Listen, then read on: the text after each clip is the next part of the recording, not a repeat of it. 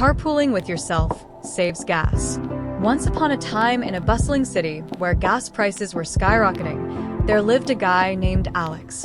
Alex was your average commuter, driving his old hatchback to work every day, stuck in traffic, watching his wallet drain faster than his fuel tank. One morning, after filling up for the third time that week, he stared at the pump receipt and had an epiphany. Why share rides with others when I can carpool with myself? Alex decided to go solo. No more picking up coworkers who never chipped in for gas. He hopped in his car alone, adjusted the mirrors to face himself, and muttered, "Good morning, partner. Ready to save some bucks." The first drive was awkward. Silence filled the car except for his one-sided conversations. "Hey, Alex, turn up the AC," he'd say to the empty passenger seat. But the real win? His gas gauge barely budged. No extra weight from passengers meant better mileage. By lunchtime, he'd saved enough for a coffee. Victory. Word spread at the office. His buddy Mike texted, "Dude, carpool with me? Gas is killing us." Alex replied with a selfie of his empty car. "Sorry, bro. Seats are reserved for VIPs only me." Mike showed up anyway, banging on the window. Alex rolled it down confidently. Joining costs gas. Solo saves money. Mike laughed it off and walked away. That evening, Alex calculated. Solo trip used 2 liters less fuel.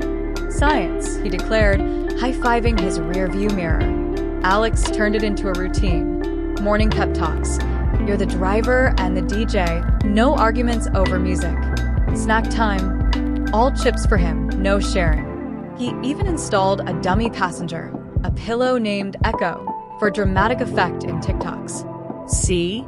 Carpooling at its finest.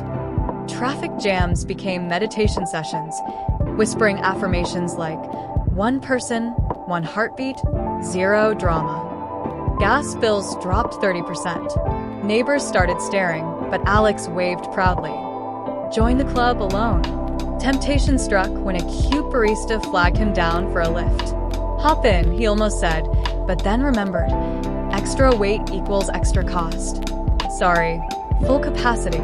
She pouted, but Alex drove off grinning, saved $5 right there. Later, a rainstorm hit. Everyone begged for rides, but Alex's rule held. Carpool with yourself or bust. He arrived home dry, richer, and with stories for his solo dinner. One night, he dreamed of a world where everyone carpooled alone. Utopia of empty roads and full tanks. Months in, Alex's experiment went viral. Gas company stocks dipped jokingly. He wrote a manifesto. 1. No small talk burnout. 2. Unlimited snacks. 3. Pep talks on demand. 4. Seat hogging supremacy. 5. DJ dictatorship. Friends admitted defeat. You're onto something genius and insane. Alex's tank stayed fuller, his stress lower. Moral? In a world of rising costs, the ultimate hack is U plus U equals savings. Try it. Ditch the crew, embrace the solitude, and watch your wallet thank you. The girl beneath the moon. Under the silver glow of the full moon, a girl sat by the lake, her golden hair shimmering like silk. Her name was Alara, a dreamer who believed that every star held a secret. Each night, she read an old book, one that had no ending. Its pages changed with the phases of the moon. Tonight, as she whispered the words aloud, the wind shifted and a soft voice answered back from the reflection of the moon. "Alara," it said, "your heart has been heard." She gasped, looking into the water. A figure of light appeared, a man's reflection. The voice from the moon. The reflection solidified, tall, graceful, eyes like starlight. He smiled softly. "I am Selim, guardian of the moon," he said. "You've been reading the Book of Echoes, and it chose you." Alara's heart pounded. "Chose me for what?" "For love," he whispered, "and for awakening." But before she could speak again, he vanished, leaving behind a single silver feather floating on the lake. The feather of memory. Alara picked up the feather. It glowed faintly in her hand. When she touched it to her book, a new page appeared. The words shimmered. "When the moon's heart beats, the guardian will return." That night, she couldn't sleep. Her dreams were filled with his voice, calling her name. And by dawn, she knew this was no fantasy. The hidden garden. Following the moonlight, Alara discovered a hidden path behind the lake. It led to an ancient garden overgrown with silver vines. In its center stood a mirror made of moonstone. When she approached, the reflection shifted, and she saw Selim again. "Alara," he said, "the barrier weakens. Soon I can cross, but only if you believe." Her hand touched the mirror. Warmth spread through her fingers, and her heart began to glow faintly.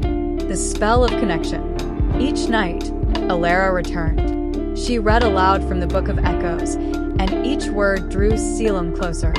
Their connection grew. He could now touch the surface of the mirror, and she could feel the pulse of his hand through it. "I've waited centuries for you," he said one night. "Why me?" "Because only a pure heart can awaken the moon's soul." The moon's tear. One evening, as she read, a single tear from Selim's reflection fell onto her book. It became a gem, glowing like liquid moonlight. "With this," he said, "you can call me when darkness rises." But Alara didn't yet understand what darkness meant until the stars above began to dim. The shadow beneath the lake. The next night, the lake was restless. Black mist rose from its surface, twisting into a shape, a dark version of Selim. "You cannot save him," the shadow hissed. Alara clutched the moon's tear. "I will." The tear burst into light, scattering the darkness for a moment, but not forever. The first promise. Selim appeared again, weakened. "The shadow is my curse," he said. "If the darkness wins, I will fade." "Then I'll fight it," Alara said. He smiled. "Promise me you'll never stop believing." "I promise." And with that, their hearts began to share a single rhythm, half human, half celestial. Letters in the sky. Days passed. Alara began to see glowing symbols appear in the night sky, words written by Selim. "I miss your voice. The stars sing your name." She replied with her book, writing her own messages, and the sky responded in shimmering light. Their love had found a way to speak beyond worlds. The night of falling stars. On the 10th night, a storm of stars rained from the heavens. Alara ran to the lake, and through the falling light, Selim stepped out. Real, solid, human. He touched her face for the first time. "You believed." Tears filled her eyes. "You came back." They kissed beneath the burning stars, and the world around them sighed in relief. The morning after magic. For the first time, Alara woke to sunlight with Selim beside her. He could walk the earth, but only under moonlight. By dawn, he faded like mist. "Every night I'll return," he said. "And I'll wait," she promised. Thus began their moonlit love, fleeting but eternal. The curse revealed, but the shadow was not gone. It whispered to Alara in dreams. "If you love him too deeply, he will vanish forever." She woke trembling, torn between her heart and the warning. Yet when Selim appeared, she couldn't hold back her love. The silver rose. Selim brought her a rose made of silver light. "As long as this blooms, our love is alive." They planted it by the lake, and each night it shone. But one evening, the petals began to fade, a sign that the shadow was growing stronger again. The eclipse. The moon darkened. Selim's strength waned. "It's the eclipse," he said. "When the moon hides, so do I." Alara refused to let go. She held him, whispering, "You are my light." And in that darkness, her love reignited a faint glow around them both. The shadows returned. The shadow attacked again, pulling Selim toward the lake. "Alara, don't," he cried. But she dove after him, into the water, into the mirror between worlds, the realm of reflections. Alara opened her eyes to a glowing, inverted world, stars beneath her feet, rivers of silver. Selim lay unconscious nearby. The shadow rose tall, monstrous. "Love cannot survive here," it snarled. Alara's voice trembled. "Then I'll rewrite the rules." The power of belief. She opened the Book of Echoes, reading with all her heart. The words became light, surrounding Selim. "I choose love," she said, "not fate." The shadow screamed, breaking apart into fragments of night. The moon's heart. Selim awoke, glowing brighter than ever. "You did it," he said. "You found the moon's heart." The realm shimmered, and a silver door appeared, leading them home. Return to the lake. They stepped out beneath a calm sky.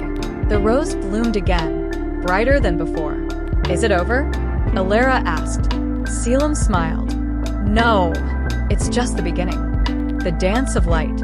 They danced on the water's surface, their reflections forming a glowing path. For that night, even the stars seemed to watch, whispering blessings upon their bond. The human wish. Selim confessed, "I want to live as a human, to stay with you in the sun." Alara touched his hand. "Then we'll find a way." And the Book of Echoes opened to a new page. To be human, the Guardian must give up eternity.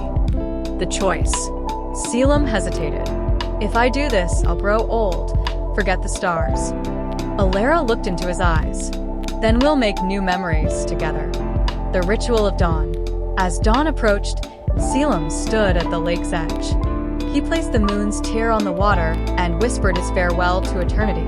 The light burst, and when it faded, he was human. The first sunrise. Alara ran to him, and for the first time, he didn't fade. The sun rose, golden and warm. Selim smiled. "It's more beautiful than I imagined." "And now," Alara whispered, "you're mine, not just by night." The village of whispers. They built a small home by the lake.